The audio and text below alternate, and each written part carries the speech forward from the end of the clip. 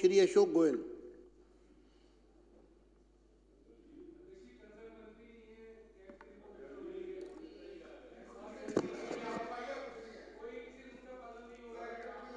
आप सीएजी की चर्चा को जारी रहने दीजिए। विपक्ष से मेरा अनुरोध है, बार बार डिस्टर्ब मत करिए। माननीय अध्यक्ष जी, आप बैठिए, बैठिए रवि जी, बैठिए प्लीज, बैठिए।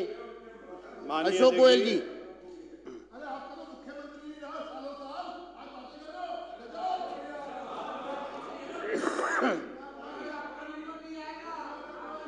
माननीय अध्यक्ष जी,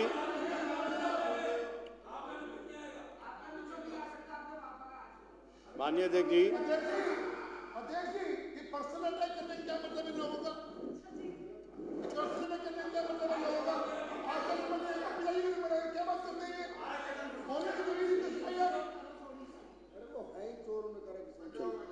माननीय अध्यक्ष जी, आज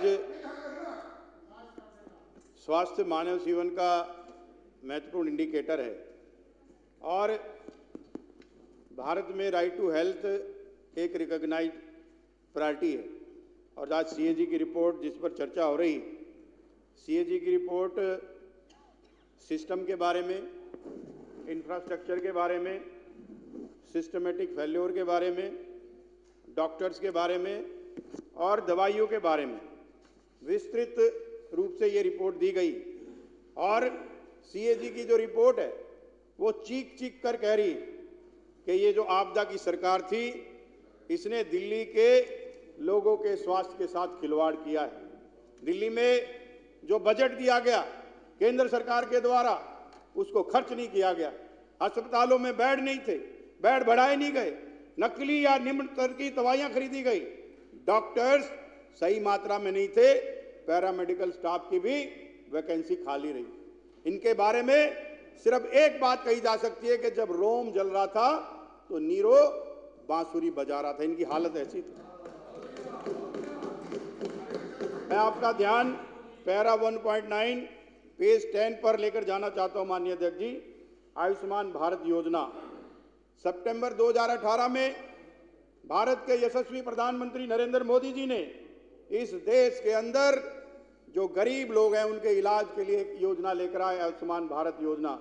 जिस योजना में 35 करोड़ से भी ज्यादा कार्ड अभी तक इशू हो चुके हैं, 7.5 करोड़ से भी ज्यादा लोगों का इलाज हो चुका है। लेकिन इस अंधी और बहरी सरकार ने दिल्ली के गरीब लोगों के लिए इस आयुष्मान योजना को लागू नहीं होने दिया। और अगर आपकी दुश्मनी बीजेपी से थी, आपकी दुश्मनी नरेंद्र मोदी जी से थी, लेकिन दिल्ली के गरीब लोगों से आपकी क्या दुश्मनी थी? ये रिपोर्ट चीख चीख कर पूछ रही है कि आयुष्मान भारत योजना आपने लागू क्यों नहीं की। मैं धन्यवाद देना चाहता हूं हमारी माननीय मुख्यमंत्री जी का कि 20 फरवरी को जो पहली कैबिनेट मीटिंग हुई उसमें जो सबसे पहला फैसला लिया उसमें आयुष्मान भारत योजना को लागू किया।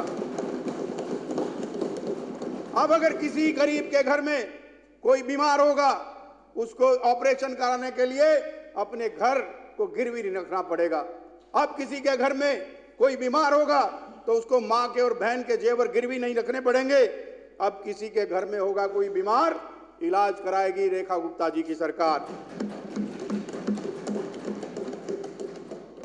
आदरणीय अध्यक्ष जी, कोविड के दौरान जो कुप्रबंधन दिल्ली के लोगों ने देखा, केंद्र सरकार ने 907.76 करोड़ रुपए इस दिल्ली सरकार को दिए, लेकिन इस दिल्ली सरकार ने 665.14 करोड़ यानी कि 242 करोड़ रुपया खर्च नहीं किया।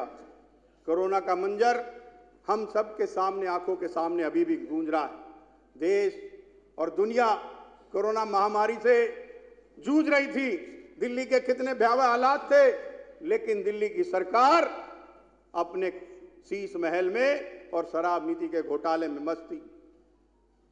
लोग अनाथ हो गए, लोगों के सर से मां और पिता का साया उठ गया, कितने बहनों के सुहाग उजड़ गए, कितनी मां की कोख खाली हो गई।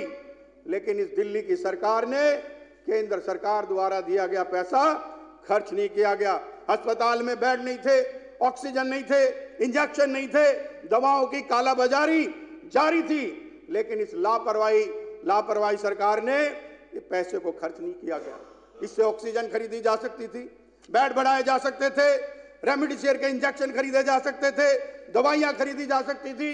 जो प्रवासी नागरिक जो इन्होंने आनंद विहार बस टर्मिनल पर छोड़ दिए, उनके लिए बस की व्यवस्था की जा सकती थी, उनके लिए ट्रेन की व्यवस्था की जा सकती थी, लेकिन इस गूंगी बहरी सरकार ने कुछ नहीं किया।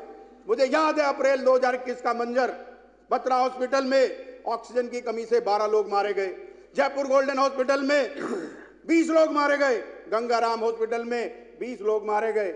मुझे टीवी पर अभी भी ध्यान है, बत्रा हॉस्पिटल के डायरेक्टर टीवी के ऊपर रो रहे थे कि इस दिल्ली सरकार ने ऑक्सीजन नहीं दी।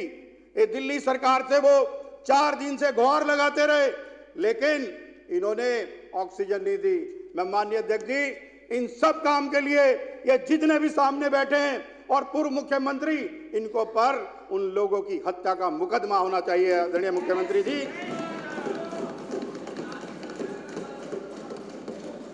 माननीय मुख्यमंत्री जी, वो आतंक मुक्त बोना, अरविंद केजरीवाल टीवी पर आते थे, हर वक्त कहते थे कि बेड खाली है, इस हॉस्पिटल में बेड खाली है। मैं सामने बैठा हूं, मैंने लोगों को एक गाड़ी से दूसरी गाड़ी, दूसरे हॉस्पिटल, तीसरे हॉस्पिटल जाते देखा है, और लोगों ने उस बेड के इंतजार में सड़क के ऊपर अपने मां और पिता को मरते हुए देखा है। ये सीएजी की रिपोर्ट कह रही है। शमशान घाट, सुभाष नगर, सराय काले खान, निगम बोध घाट, सारे शमशान घाट भर गए थे। एक एक दिन 10-10, 12-12 घंटे लोग चिता जलाने के लिए इंतजार कर रहे थे। सिर्फ उनका एक ही फोन आता था कि मेरे माता और पिताजी की मौत हो गई है। एक मिनट, और अशोक जी एक मिनट बैठ जाइए। हमारे बीच में केंद्रीय राज्य मंत्री प्रोफेसर SPS बघेल जी आज LG गैलरी में उपस्थित हैं। सदन उनका स्वागत करता है। अशोक जी शुरू जारी रखिए। कह रहा था कि लोगों के फोन सिर्फ इसी काम के लिए आते थे कि मेरे माता और पिता की डेथ हो गई है, कम से कम वहां एक दिन खड़ा ना होना पड़े। कितने शर्म की बात थी। गोपाल राय जी कह रहे थे कि हेल्थ इंडिकेटर में दिल्ली नंबर 1 था। ये कौन सा हेल्थ इंडिकेटर है गोपाल राय जी, मैं आपसे पूछना चाहता हूं, जिसमें लोग सड़क पर मर रहे हैं, ऑक्सीजन नहीं है, बेड नहीं है, एक बेड पर 2-2 मरीज सो रहे हैं। ये कौन सा हेल्थ इंडेक्स है गोपाल राय जी? ये जवाब दिल्ली के लोगों को आपको देना पड़ेगा। टीवी पर सिर्फ प्रेस कॉन्फ्रेंस करने से हेल्थ इंडेक्स नहीं होता है। आदरणीय माननीय अध्यक्ष जी, इन्होंने मोहल्ला क्लिनिक की बात की। सबको मालूम है कि मोहल्ला क्लिनिक सिर्फ हल्ला क्लिनिक था, पब्लिसिटी होती थी, उसके अंदर किसी तरह का कोई इलाज नहीं था। एक एक मोबाइल पर 100-100 लोगों का इलाज होता था। भारी भ्रष्टाचार का कोई अड्डा था। गोपाल राय जी तो आपका मोहल्ला क्लिनिक था। ये दिल्ली के सामने, दुनिया के सामने जब आपका भ्रष्टाचार लोगों के सामने आएगा, तब आप बताएंगे कि ये हेल्थ इंडेक्स था या मोहल्ला क्लिनिक था। सिंह जी आप बैठ जाइए।